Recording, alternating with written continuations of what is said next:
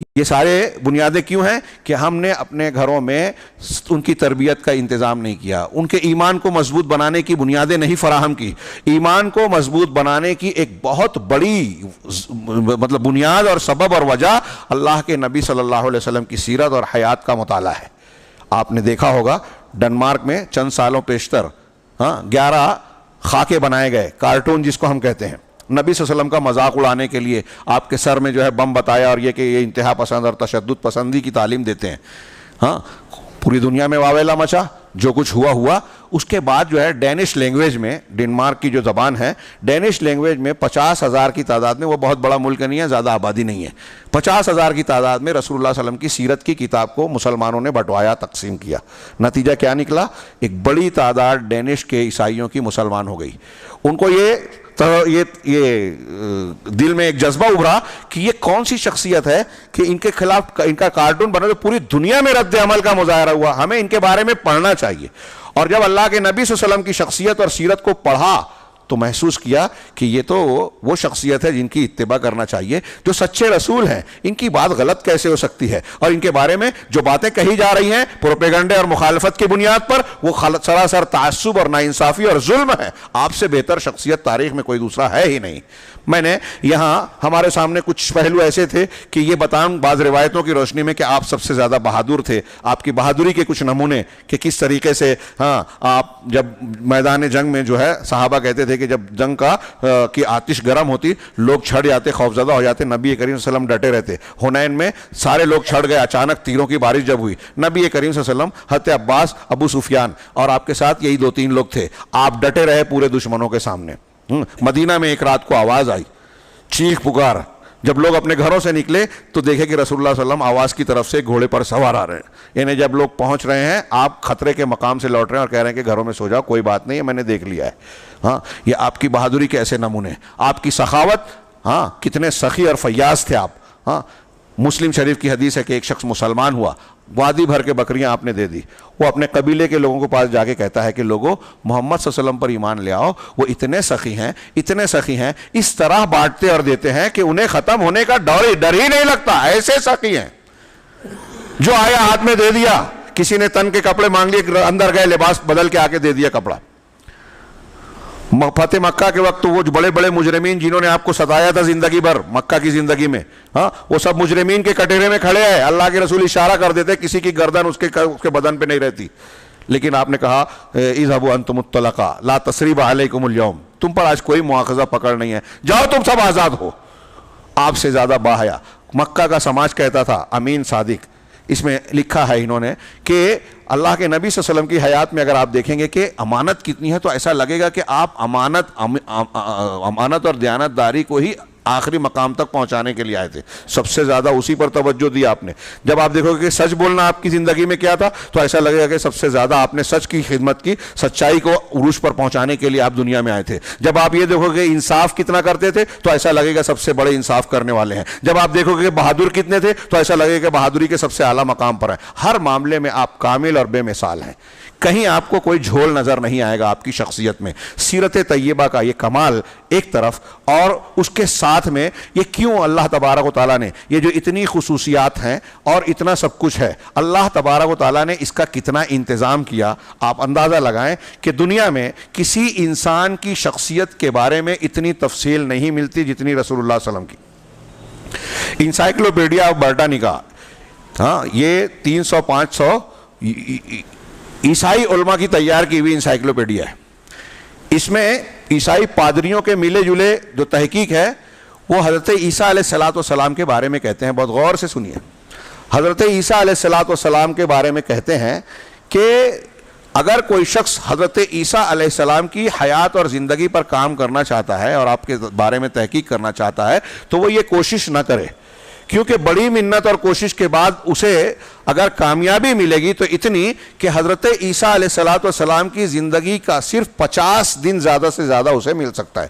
سنیے، حضرت عیسیٰ علیہ السلام کی زندگی کی جو تفصیل ہے زیادہ سے زیادہ 50 دن تاریخ کے روشنی میں ہے۔ دنیا میں کہا جاتا ہے کہ سب سے زیادہ عیسائی ہے، نصارہ۔ اب جس نبی کی بات ہم کہا، وہ سچے نبی تھے، ہمارا بھی ایمان ہے، صاحب انجیل تھے، لیکن ان کی زندگی کتنی محفوظ ہے؟ خود نصرانی علماء کا اعتراف ہے انسائکلوپیڈیا برٹانیکا کہ زیادہ سے زیادہ 50 دن تاریخ کی روشنی میں۔ حضرت موسیٰ علیہ السلام وہ بھی ایک پیغمبر ہے، یہودی انہی کو مانتے ہیں، ان کی زندگی کی کئی تفصیلات، جب حضرت دریا میں گئے فرعون کے یہاں پلے بڑھے تو بچپن کی وہ تفصیلات نہیں معلوم، پھر بعد میں وہاں سے جب ہجرت کر کے گئے مدین گئے تو یہ تو ذکر ہے کہ مدین میں جو ہے انہوں نے شادی کی اور 8-10 سال جو ہے وہ مہر کے طور پر بکریاں چرانے کے لیے رکے، پھر وہاں سے لوٹے، لیکن وہ تفصیل نہیں معلوم۔ پھر اس کے بعد یہاں آئے تو کئی زندگی کے آپ کے فیملی کے اور دوسری تفصیلات نہیں معلوم۔ یہ انبیاء کی بات ہے۔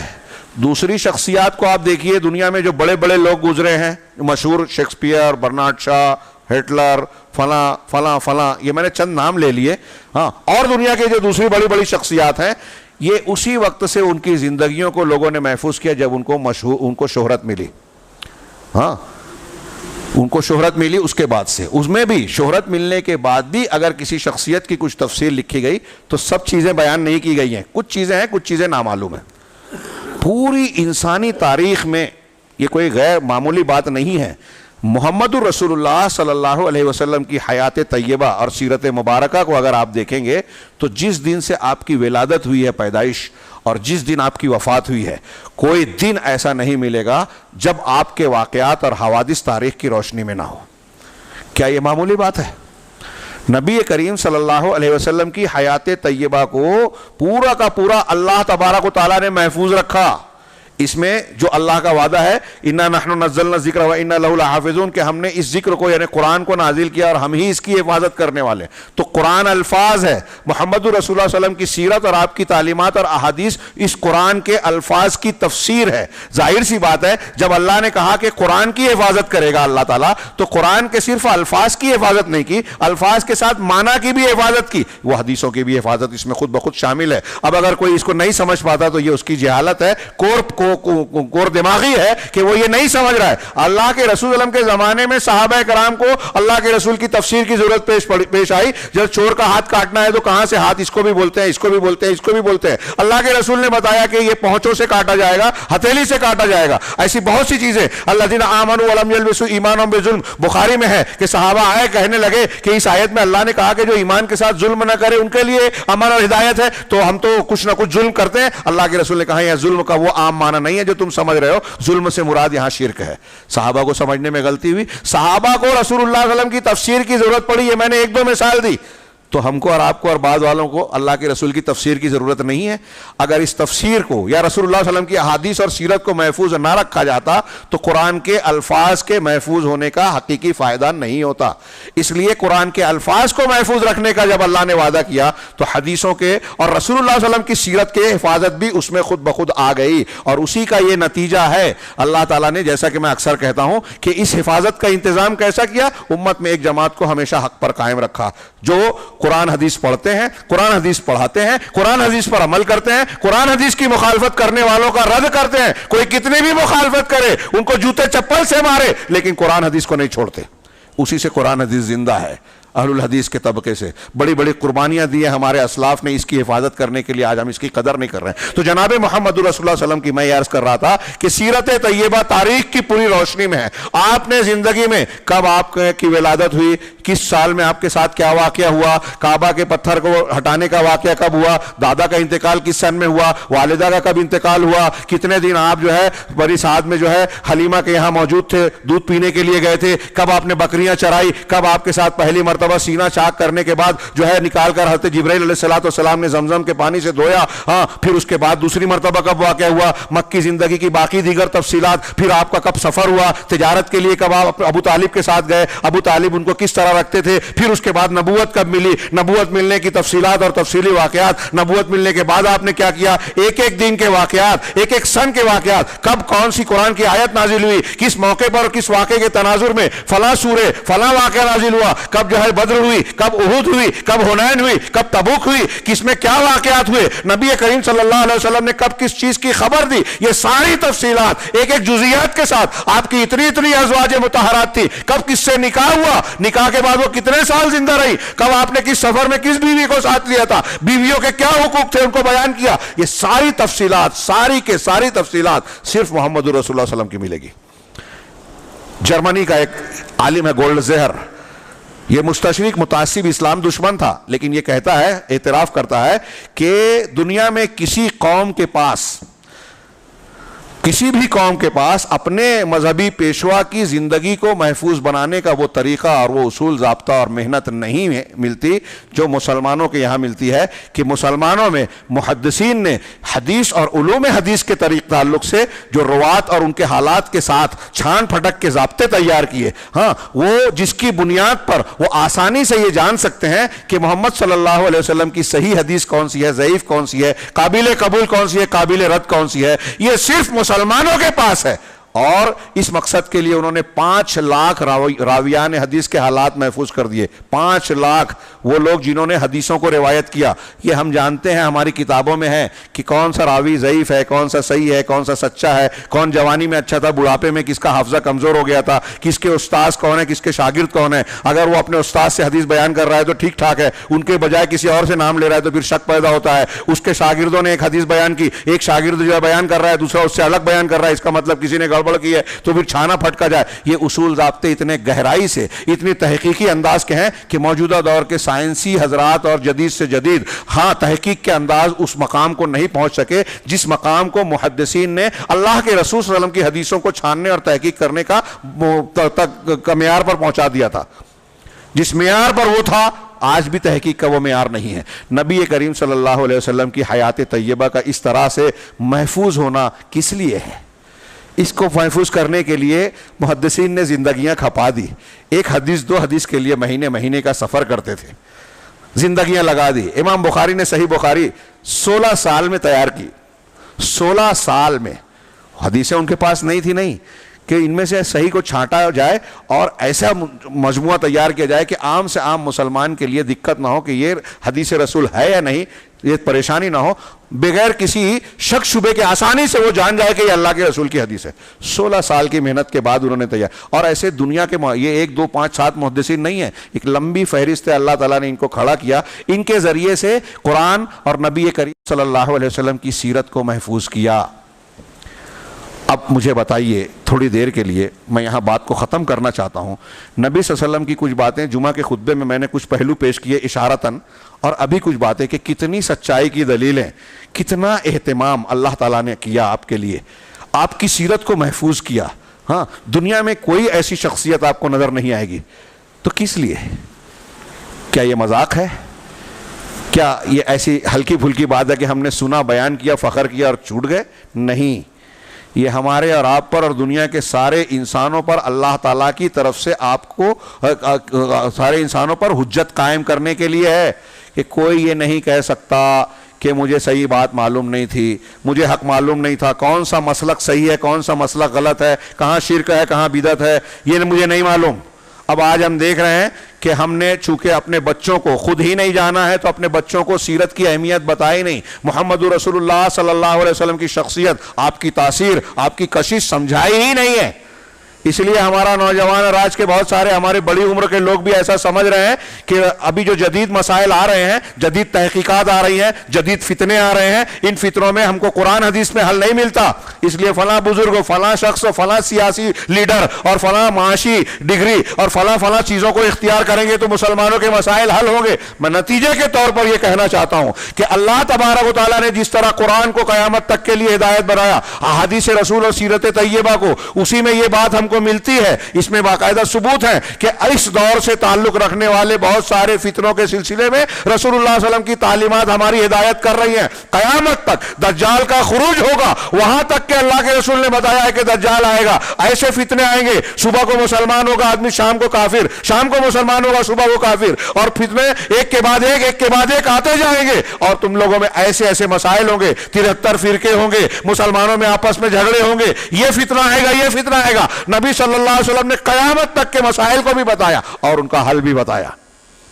لہذا میں یہ عرض کرنا چاہتا ہوں، پوچھنا چاہتا ہوں آپ ہی سے نہیں، میری آواز جہاں تک پہنچ رہی ہے ان لوگوں سے، کہ مجھے بتائیں، مجھے بتائیں اخوان المسلمین والے، کہ کیا اللہ کے نبی صلی اللہ علیہ وسلم کا پیش کیا ہوا، صحابہ کا پیش کیا ہوا نسخہ آپ کے مسائل کے حل کے لیے بہتر ہے، یا آپ کے دینی پیشوا کا؟ جماعت اسلامی والے بتائیں، تبلیغی جماعت والے بتائیں، بریلوی جماعت والے بتائیں، رافضی بتائیں، دنیا کے دوسرے قوم کے لوگ ہیں کہ جس کو اللہ نے اتارا نبی بنا کر، جس پر قرآن اتارا، جس کو قرآن کی تشریحات دی، وہ ہمارے لیے ہدایت کا مرکز ہے، یا یہ دوسری شخصیات جو ہم نے پیدا کر لیا، بنا لیا، اور ان کے پیچھے اندھے ہو کر بھاگ رہے ہیں؟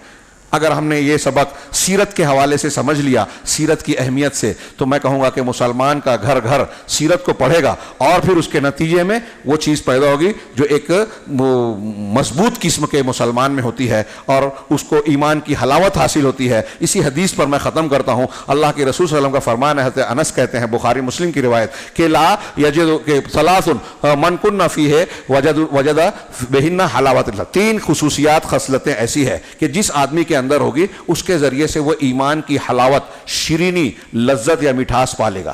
اس کا مطلب یہ کہ بہت سارے مسلمان ایسے ہیں جو مسلمان تو ہیں لیکن ایمان کی شیرینی سے جو ہے محروم ہیں۔ تو پہلے کون سی تین چیزیں؟ اسے پتہ چلا کہ ایمان کم گھٹتا بڑھتا ہے، درجات الگ الگ ہیں۔ کون سی تین چیزیں؟ پہلی چیز ان یکون اللہ ورسولہ احب الیہ مما سواہ۔ یہ ہمارے جمعہ کے خطبے کے موضوع سے کنیکٹڈ تھا، میں نہیں بیان کر پایا۔ تو خیریت سلیپ ہو گئے۔ پہلی خصوصیت کہ اللہ اور اس کے رسول کی ذات اس کے نزدیک دنیا کے ان دونوں کے علاوہ جتنی بھی چیزیں ہیں سب سے زیادہ محبوب ہو۔ ادھر دیکھیے بھائی، بزرگ آدمی ہیں، وہ تھوڑا پھسل گئے تھے، اٹھ گئے۔ پہلی صفت ایمان کی حلاوت کے لیے کہ اللہ اور اس کے رسول دنیا کے سارے لوگوں سے زیادہ محبوب ہوں۔ ماں باپ، بزرگ، پیر صاحب، فلاں صاحب، ڈیما صاحب، اللہ اور رسول کے سامنے کوئی حیثیت، سب سے زیادہ محبوب، پہلی بات۔ دوسرا ان یحب المرء لا یحبہ الا للہ، کہ کسی آدمی سے محبت کرے تو محبت صرف اس لیے کرے کہ وہ اللہ کے لیے ہو، یعنی اللہ اور رسول سے محبت سب سے زیادہ۔ اور اس محبت کی تکمیل یہ ہے کہ اللہ اور اس کے رسول کا محبوب ہمارا محبوب بن جائے۔ تو اللہ اور رسول کو جو محبوب ہے وہ ہمارا محبوب ہو جائے، شخصیات میں بھی، اعمال میں بھی، کردار میں بھی۔ اللہ کہتا ہے کہ اللہ فساد کو پسند نہیں کرتا، تو ایک مسلمان فساد کو کیسے پسند کر سکتا ہے؟ اللہ زنا کو، سود کو، حرام خوری کو پسند نہیں کرتا، تو ایک مسلمان پسند نہیں کرے۔ رسول اللہ صلی اللہ علیہ وسلم نے کہا مجھے یہ پسند نہیں ہے، تو مجھے بھی پسند نہیں ہونا چاہیے اگر ایمان ہے تو اللہ کسی آدمی سے بھی محبت ہو، مطلب یہ کہ ہماری محبت اور ہماری نفرت تابع ہو جائے اللہ اور اس کے رسول کی محبت کے۔ اب یہیں ایک جملہ میں کہوں تفصیل میں نہ جاتے ہوئے کہ دنیا میں جتنے بدعتی ہیں کھلے طور سے، جن کا اصول ضابطہ قرآن حدیث سے ٹکراتا ہے، وہ تحریکی ہوں، فضائلی ہوں، قبر پرست ہوں، صحابہ کرام کو برا بھلا کہنے والے یہ ابھی انجینئر اور اس قبیل کے رافضی ٹائپ لوگ ہوں، یا کوئی بھی ہو جو قرآن حدیث کے خلاف ورزی کرنے والے کھلے طور پہ ہیں، اگر آپ کی ان سے محبت کی پینگیں ہیں، آپ ان سے تعلق رکھتے ہو، ان کا ساتھ دیتے ہو، تو آپ اللہ اور رسول سے محبت نہیں کرتے۔ یہ آج کے پروگرام میں یہ سن لیجئے، میں نے جمعہ کے خطبے میں بھی کہا، ولا اور برا کے ضمن میں، کہ جو اللہ اور اس کے رسول کے مخالف ہے اس سے ہم کو محبت نہیں ہونی چاہیے۔ اس لیے جو شرک کرتا ہے اس کو ہم کو تائید نہیں کرنا چاہیے، جو بدعت و خرافات کرتا ہے اس کا ساتھ ایک مومن کو نہیں دینا چاہیے۔ یہ قرآن حدیث کی تعلیم کا، اللہ اور اس کے رسول سے محبت کا تقاضا ہے کہ ان کا محبوب ہمارا محبوب ہو جائے، ان کا مبغوض ہمارا مبغوض ہو جائے۔ اب یہ اللہ اور رسول کی خصوصیت ہے۔ اب ہمارے یہاں کچھ لوگ ایسے ہوتے ہیں کہ میرا کسی سے جھگڑا ہوا تو میں چاہتا ہوں کہ پورے رشتہ دار، خاندان والے اس کے گھر جانا بند کر دیں۔ یہ ہمارا معاملہ دنیاوی ہے، وہ دین کا معاملہ ہے، دین کی تقویت اور کمزوری کا معاملہ ہے، اس لیے وہاں اور ہمارا معاملے میں فرق ہوگا۔ تیسری خصوصیت جس سے ایمان کی لذت ملتی ہے کہ بندہ جو ہے وہ اسلام لانے کے بعد کفر میں لوٹنے کو ویسے ہی ناپسند کرے جیسے وہ آگ میں ڈالے جانے کو ناپسند کرتا ہے۔ کوئی بھی انسان ہو، مرد اور عورت، ان میں سے کوئی شخص یہ پسند کرے گا کہ زندہ اسے آگ میں ڈال دیا جائے؟ نہیں پسند کرے گا۔ تو ایمان کی تکمیل یہ ہے کہ حلاوت ایمانی اس کو ملے گی جس کے اندر یہ جذبہ ہو جائے کہ میں مسلمان ہوں، اب اسلام کو چھوڑنا میرے لیے ایسے ہی ناپسندیدہ ہے جیسے آگ میں ڈالا جانا۔ یہ کب آئے گا؟ جب اللہ اور اس کے رسول کی محبت ہو، اللہ اور اس کے رسول کے لیے محبت ہو۔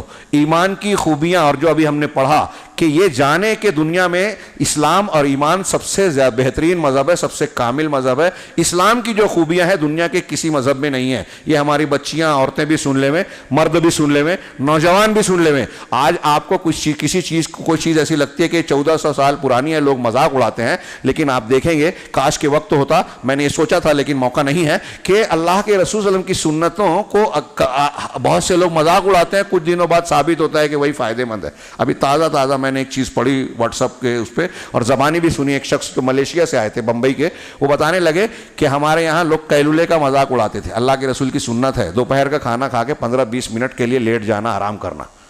قیلولہ، لیلولہ نہیں، لمبی نیند نہیں، مختصر سا آرام.